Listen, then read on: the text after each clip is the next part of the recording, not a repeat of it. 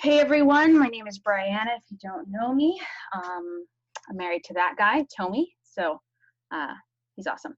Anyways, I work with the Underground, and it's an honor to kind of lead you guys through. I think this is something that the Day of the Lord are talking about eternity in the future. That I think for some reason I get that topic like around this time every year. Like last year, I talked about this with Devoted and the female conference that we did. But I really have a passion to really help people see that, we go through a lot of different things in our lives. And this current pandemic is really real. And it's something that affects us all. But if we stay stuck on just what is happening present, we forget that what is promised for us in eternity and in the future. And, I think as we go into this video talking about the Day of the Lord, I had a funny poll that I wanted to do. Then I was like, I don't know, we don't have time for that. But I think the question was like, what do you think about when you think about the Day of the Lord? I put like judgment, fire, being with Jesus, Kirk Cameron, left behind. People have, or will I be left behind? We all have like different things that we think about when it comes to Revelation or the Day of the Lord. And I just want you to go into watching the video with an open heart and open mind. There's a lot in it, so we can't unpack everything, but just really ask yourself, like, what is the video saying about the Day of the Lord? And then what does that mean in light of what's happening in this current season, like, and how we should respond? And I'll repeat the questions again after when we go into small groups. But okay, so what is happening in the video? What is it saying about the Day of the Lord? And then what does that mean for us in this current time? So Tommy, you can play the video.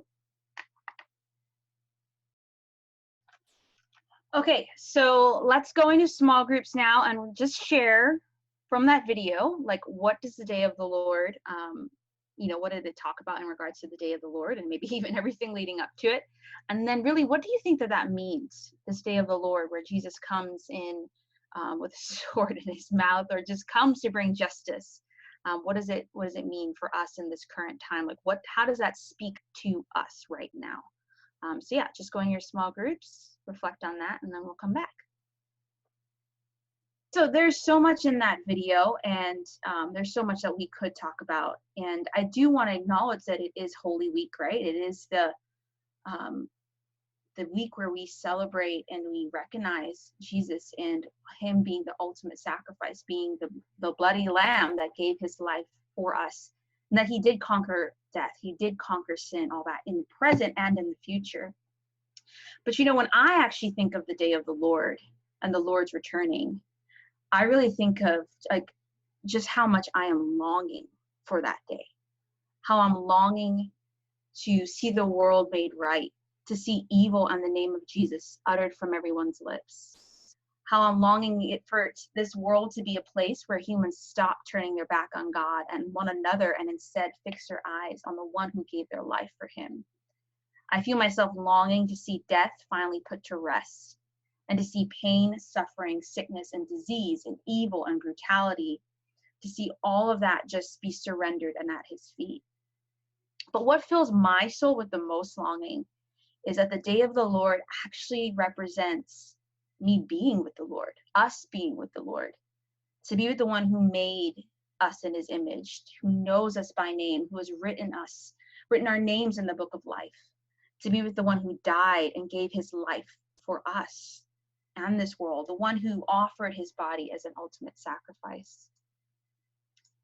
I long to be with the one who has shown himself worthy of my heart, of my trust, and my life, both here and in eternity. And what's interesting is that as we are looking at this video that talks about the future and the second coming of Jesus, again, we're thinking about his life, death, and resurrection, why he came the first time now. And I don't think it's a coincidence. And we were just talking about this in my small group. I don't think it's a coincidence that we are currently facing this pandemic in quarantine during the week of the Passover and the Holy Week, right? They were actually quarantined during that because they needed to. They needed to be inside their houses, right? And I don't think it's a coincidence that we're facing suffering, death, and uncertainty like the entire world is facing. But I think what we need to make sure we don't do is let that death, that uncertainty, that fear drive our decisions. Yes, we need to be cautious. Yes, we need to be careful. But we need to see that Jesus' life, his death, his resurrection is a symbol of hope for humanity right now. That he could heal people right now, but also for the future, where one day there will be no more sorrow, there will be no more pain, there will be no more sickness, no more sin, where no longer we have the opportunity to rewrite good and evil. That one day Jesus will come back and not just judge, but come back and exhibit true justice, true authority, and finally take over his reign and his kingdom forever here on earth. Because Jesus allowed his body to be beaten and broken and slain all of those years ago, he conquered death, sickness, injustice. He conquered it all. And even though we don't experience that complete new world now, and you may feel like some days it's not even present, like where is Jesus in my life right now? Or where is Jesus in this world right now? He is present and he is moving. There have been pandemics before. Who knows? There may be after this, but pray not. But Jesus is sovereign, and that one day we can rest assured that there will be no more sorrow, no more pain, no more disease. I think the day of the Lord promises us three things. That yes, one, he will take his rightful place and justice will be served. And he will finally be the last say when it comes to good and evil. Two, there will be no more suffering, no more pain, no more death, no more hurt that we do to one another and to those we know. And three, that we will finally be reunited with our bridegroom. Revelation 21 says, "Then I saw a new heaven and a new earth. For the first heaven and the first earth had passed away, and there was no longer any sea. And I saw the holy city, the new Jerusalem, coming down out of heaven from God, prepared as a bride beautifully dressed for her husband. And I heard a loud voice from the throne saying, 'Look, God's dwelling place is now among the people, and he will dwell with them.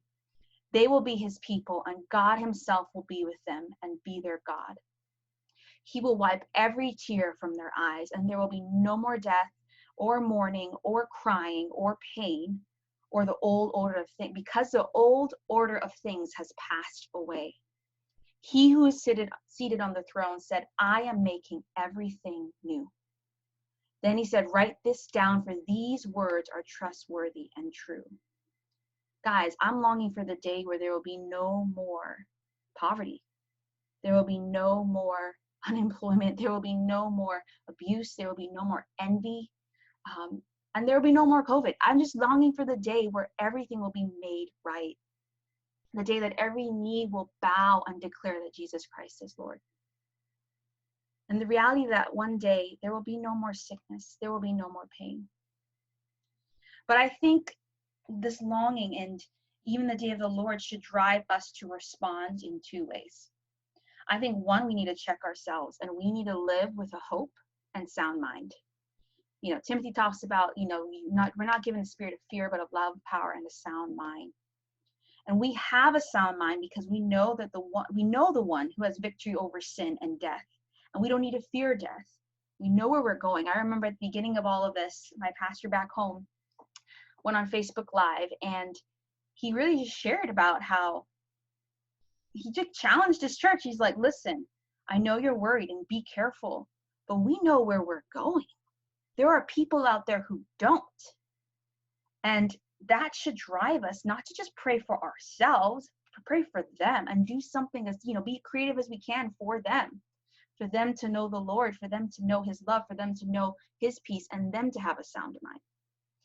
So I still think we need to be cautious. I'm not trying to be totally saying forget the law. The law is there for a reason, but we should not be consumed because there is no love when we have fear. We need to be perfectly in trusting the Lord with a sound mind.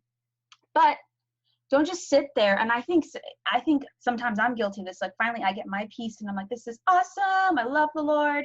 He's so good. I trust him. But I need to recognize that peace, that hope that I have was not just for me. Jesus did not just die on that cross and bear all of that so that I can know peace. He did it so that not one of his children would be lost.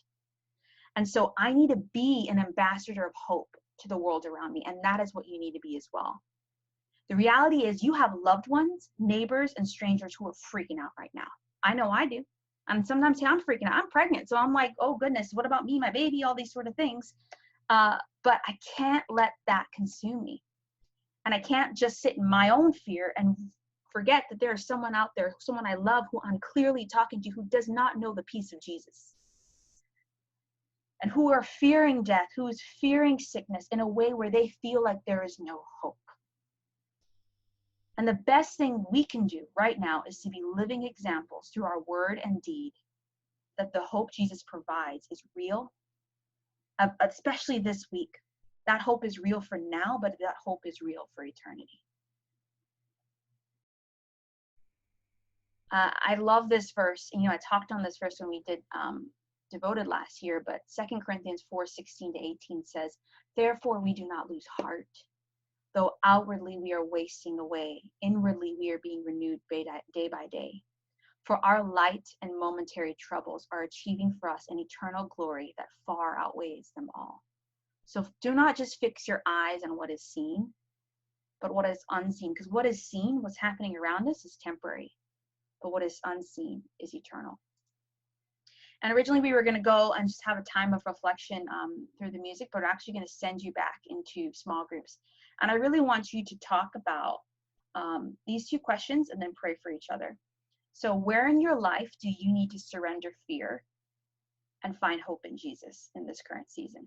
It may be you really are like, you know, you had someone share like they can't do their work right now. And that's hard.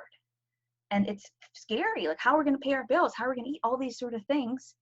But where do you need to surrender and find hope that Jesus has you? Jesus got your back. And then 2, what's one specific way you can be an ambassador of hope to someone you know this week? And so if you have someone that, you know, is constantly kind of trying to like update you on COVID a little too much, and you feel like that's coming from a place of like, oh, are they okay? Like, rather than just being like, I don't want to hear it again, being like, hey, how are you doing? Can I pray for you? Or like, just where can you really speak truth and life into someone's life, or do something actually? You know, I think we're cautious of like going to people or whatever, but come on, guys, like there are still ways to engage with people right now that in ways they need, that doesn't require us touching them or being right around them. So we really need to be creative with that. Okay, so the 2 questions is, where in your life do you need to surrender fear and find hope in Jesus for you personally? And then 2, what's one specific way you can be an ambassador of hope to someone you know this week? Okay, so go wrestle with that in small groups for 5 minutes. So share quick and then pray with each other, okay?